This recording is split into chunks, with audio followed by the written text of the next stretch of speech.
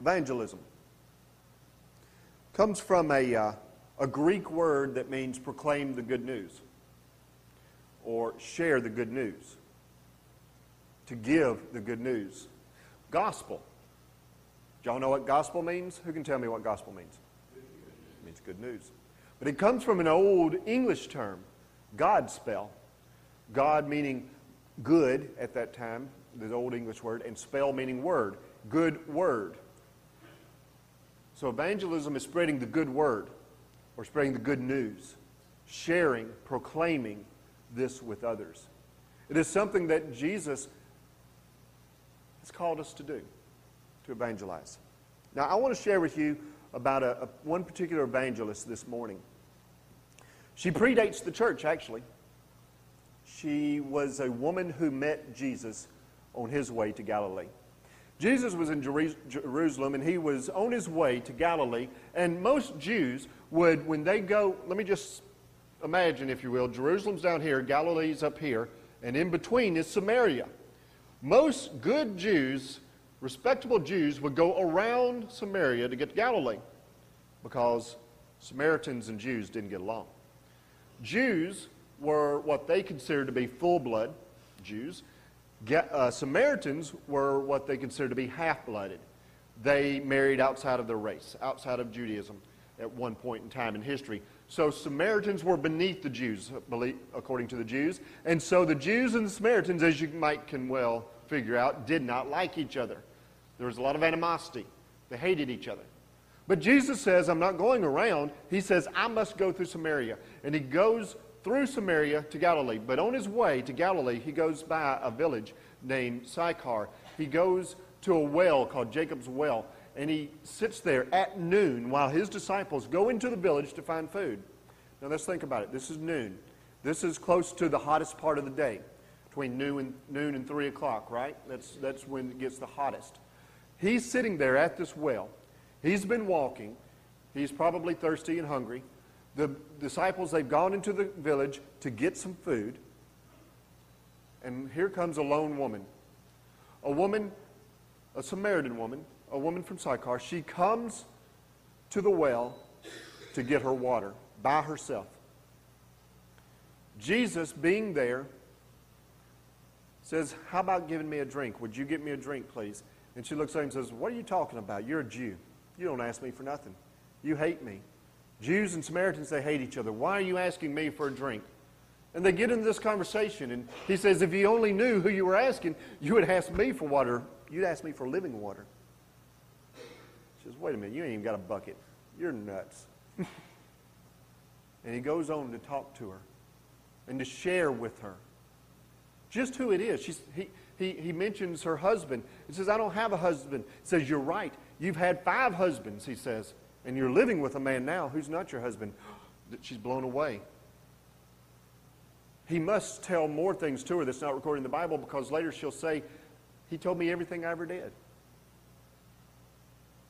So Jesus introduces himself as the Messiah. Now remember, the Samaritans, they may not be full-blooded Jews, but they still believe in the Messiah, and they still believe, in the Jewish law and all these kinds of things. So they believe in a Messiah.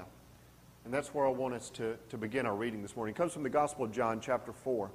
We're going to begin with the 25th verse. Jesus has met a woman at the well, has told her pretty much who he is, or shared with her things that nobody else could. And this is what happens.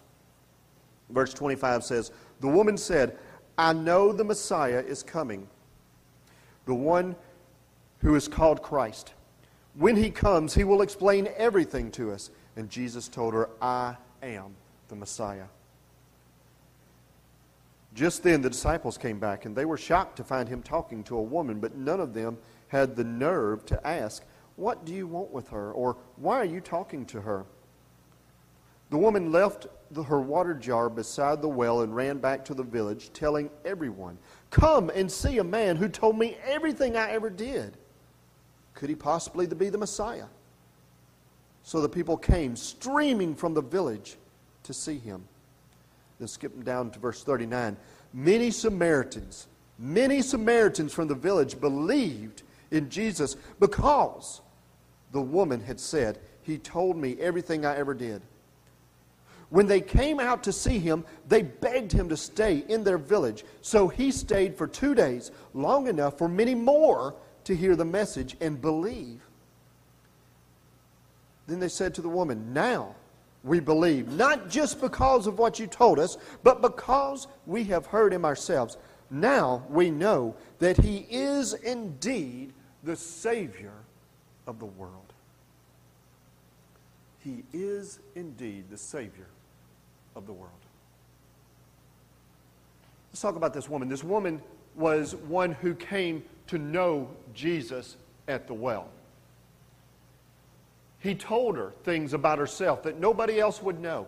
He came and he saw, or she may not have been seeking him out, but she learned about this man, Jesus. She learned about the Messiah.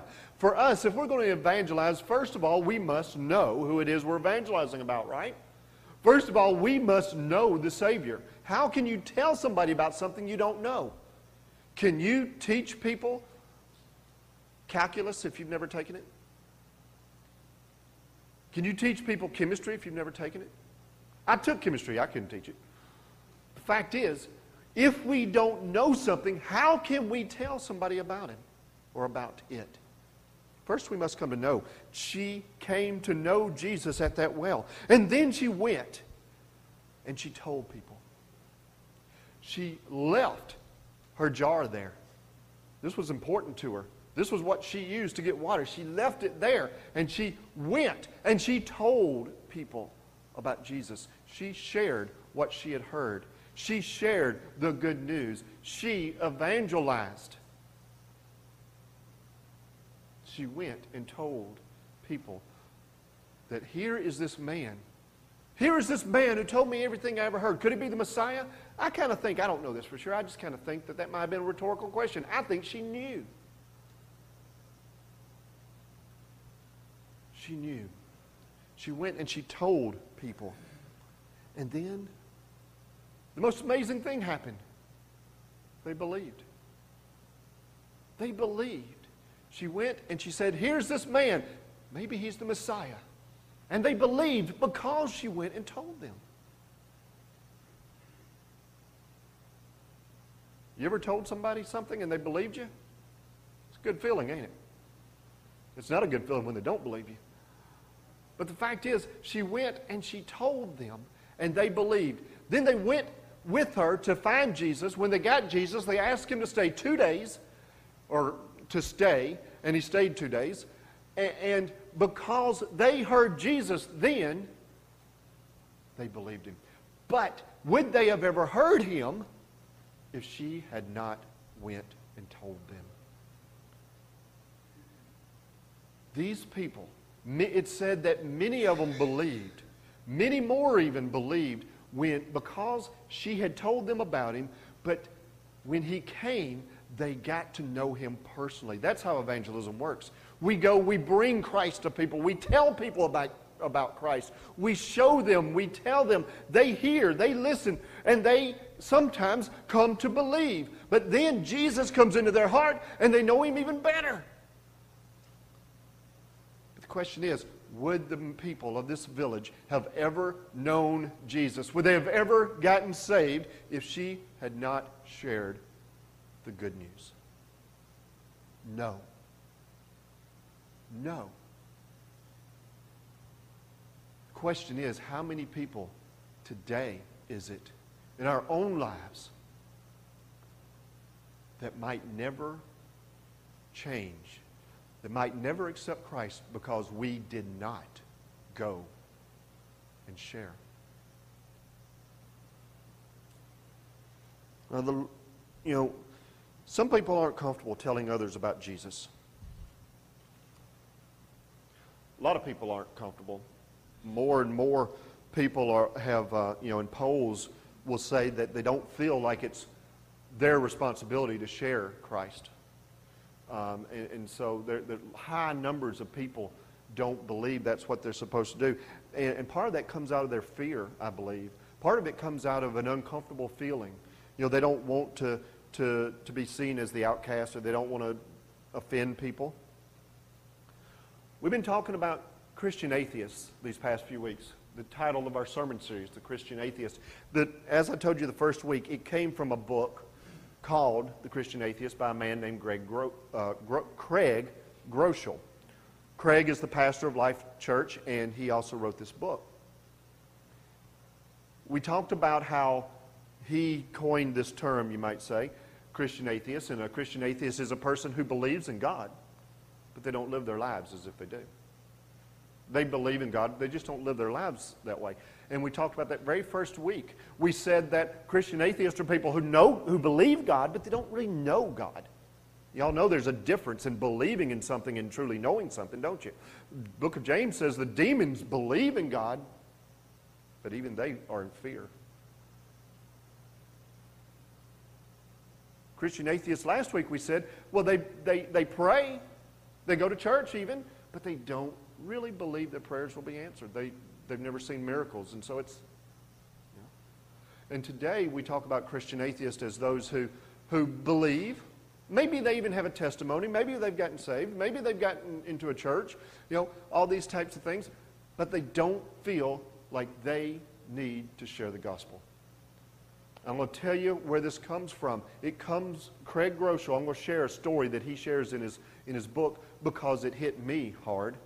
It hit home with me. And he admits that at one time he also was a Christian atheist. And so this is coming out of his past. And he says that, he tells a story about how he was even a pastor. He was the pastor at this time of the church. And a young woman comes to him and says, my father is in the hospital. And my father's not a Christian. The father had been with her to church a few times, but he was antagonistic about the church. He didn't like the church. He didn't trust pastors. And he was not a Christian. And he was in the hospital, and I don't know just how bad off he was or how bad off they thought he was, but she knew that there may not be that much longer for him to live. So she went to her pastor, Craig, and said, would you please go and share the gospel with him? Will you please go and tell him, and maybe, just maybe, it will take. This is like maybe his final chance to accept Jesus into his life, and I want you to go speak to him. And he said, you know, that's a pastor's duty. And he says, okay, that'd be fine. I will do that. But he felt uncomfortable about doing so.